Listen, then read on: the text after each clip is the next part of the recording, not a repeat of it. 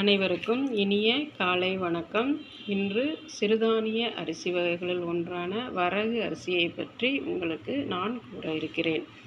சிறுதானிய இது நம் தமிழக பாரம்பரிய அரிசி வகைகள் ஒன்று. நம் முன்னோர்கள் இதை உணவாக சமைத்து உண்டனர்.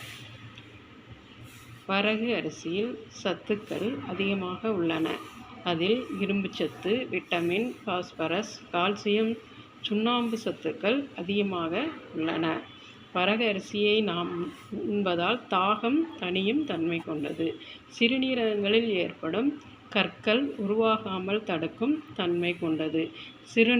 சிறுநீரின் வழியாக உடலில் உள்ள நச்சுக்கள் அனைத்தும் வெளியேற செய்யும் தன்மை கொண்டது. இது இரத்த ஓட்டத்தை சீர் செய்யும் தன்மை கொண்டது. இது இதய நோய்க்கு ஒரு சிறந்த மருந்தாக பயன்படுகிறது. இது இதயத்தை சீராக வைக்க உதவுகிறது. இதய ஆரோக்கியத்திற்கு ஏற்ற தானியமாகவும் இருக்கக்கூடியது இந்த வரகு அரிசி. ஒரு சிறிய குட்டி கதை. ஔவை மூதாட்டி ஒரு முறை ஔவை மூதாட்டியிடம், அதியமான், உங்களுக்கு நான் ஒரு சிறந்த உணவு தர விரும்புகிறேன். உங்களுக்கு என்ன உணவு வேண்டும் என்று கேட்டாராம்.